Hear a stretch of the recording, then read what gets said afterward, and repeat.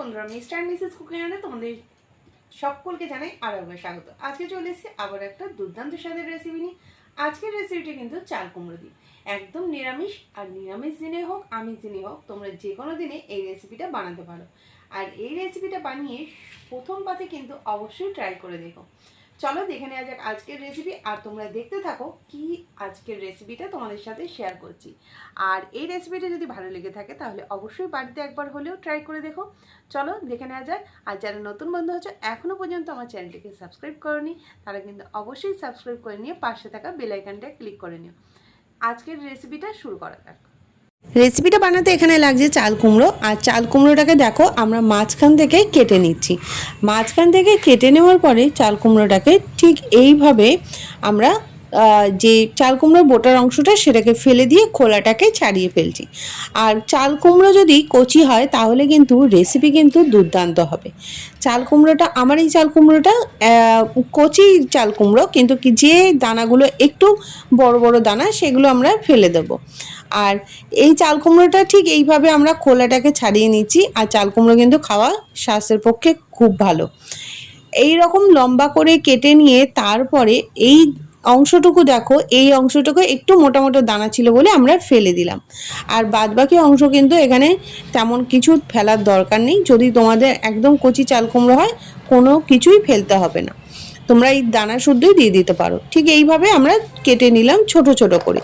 ছোট ছোট করে কেটে নেওয়ার পরে সমস্তটাই কেটে একটা পাত্রের মধ্যে নিয়ে নিচ্ছি। আর দেখো এটা কিন্তু আমরা ফেলিনি, সমস্তটাই এইভাবে ছোট ছোট করে কেটে নিচ্ছি। তোমরা এর থেকে আরেকটু ছোট সাইজ কাটতে পারো, আমি ঠিক এরকম একটা মিডিয়াম সাইজের রেখে দিয়েছি। সমস্তটাই আমাদের কাটা হয়ে গেছে। আর কেটে ভালো করে এটাকে ধুয়ে আমরা নিয়ে নিয়েছি। এরপরে নিয়ে নিয়েছি এখানে উচ্ছে পাতা। উচ্ছে পাতা এখানে ব্যবহার করছি চাল কুমড়োতে। উচ্ছে পাতাগুলোকে ভালো করে পরিষ্কার করে ধুয়ে ঠিক এই রকম একদম সরু সরু করে কেটে নেব। উচ্ছে পাতা দিয়ে এই চাল কুমড়োর রেসিপিটা কিন্তু দুর্দান্ত হয়। তোমরা আগে কে কে খেয়েছো অবশ্যই কমেন্টের মাধ্যমে জানিও। এটা কিন্তু একদম পুরনো দিনের একটা রেসিপি। তো এইভাবে কিন্তু উচ্ছে পাতাগুলোকে আমরা ভালো করে ধুয়ে এখানে নিয়ে নিয়েছি। দেখো ঠিক এই রকম ঝিরিঝিরি করে। যদি উচ্ছে পাতাগুলো বড় বড় হয় তাহলে কিন্তু ভালো লাগবে না, ঠিক এরকম করে কেটে নিও। আর এরপরে দিয়ে দিচ্ছি সর্ষের তেল। সর্ষের তেলটাকে কড়ার মধ্যে দিয়ে আমরা গরম হতে দেবো। তেলটা যখনই গরম হয়ে আসবে তখনই এর মধ্যে দিয়ে দেবো বড়ি। বড়ি এর মধ্যে দিয়ে আমরা বড়িটাকে খুব ভালো করে লালচে করে ভেজে নেব। বড়িটাকে ঠিক ততক্ষণ পর্যন্ত আমরা ভেজে নেব যতক্ষণ না এখানে ভালোভাবে লালচে হয়। ঠিক সেই লালচে করে আমরা কিন্তু বড়িটাকে ভেজে এখানে তুলে নেব। দেখো অনেকটাই কিন্তু কালার চলে এসছে বড়িটার। আর বড়িটার কালার চলে আসার পরে ঠিক এই রকম লালচে অবস্থা আমরা তুলে নিয়েছি। সমস্ত বড়িগুলোকে তুলে নেওয়ার পরে এরপরে আমরা ওই তেলের মধ্যেই ব্যবহার করব উচ্ছে পাতাগুলো। যে উচ্ছে পাতাগুলো আমরা কেটে রেখে দিয়েছিলাম সেগুলোকেই ব্যবহার করব। উচ্ছে পাতাগুলোকে একটু ভেজে নেব, তাহলে তেঁতোর ভাগটা কিন্তু একটু কম হয়। তোমরা যদি যারা বেশি একদম তেঁতো পছন্দ করো না, তারা ঠিক এইভাবে উচ্ছে পাতাগুলোকে ভেজে নিতে পারো। দেখো উচ্ছে পাতাগুলোকে একদম আমরা ভালোভাবে ভেজে নিচ্ছি।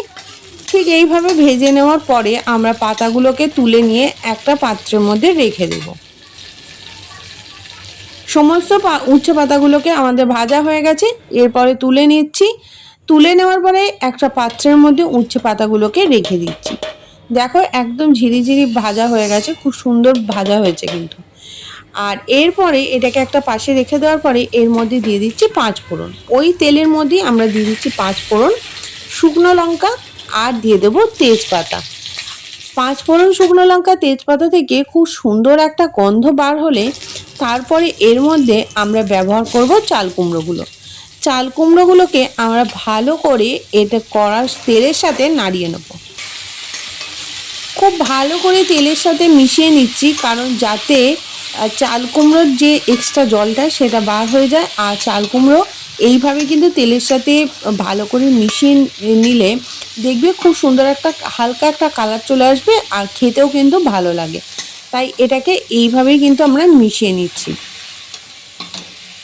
চাল কুমড়োটাকে মেশাতে মেশাতে দেখো হালকা একটা কালার চলে এসেছে। এর মধ্যে আমরা দিয়ে দিচ্ছি আদা বাটা।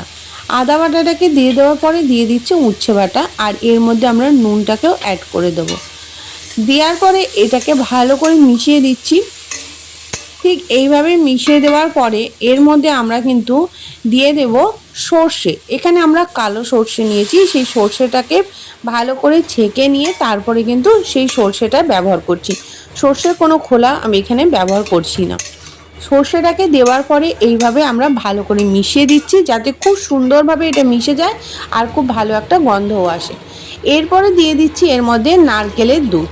আমরা নারকেলের দুধটাকে তৈরি করে নিয়েছিলাম, নারকেলের যে ঘন দুধটা, সেই দুধটাকে আমরা দিয়ে এটাকে ভালো করে মিশিয়ে দিচ্ছি। আর নারকেলের দুধটাকে দেওয়ার পরে দেখবে এটাকে কিছুক্ষণ ঢাকা দিয়ে আমরা রেখে দেবো। তার আগে এর মধ্যে দিয়ে দেবো বড়িগুলো। এখানে আমরা ভাজা যে বড়িগুলো সেটাকে দিয়ে দেবো, কারণ এই বড়িগুলো কিন্তু একটু হতে টাইম লাগবে, আর বড়িগুলোর মধ্যে যদি একটু ঝোলটা না ঢোকে খেতে ভালো লাগবে না।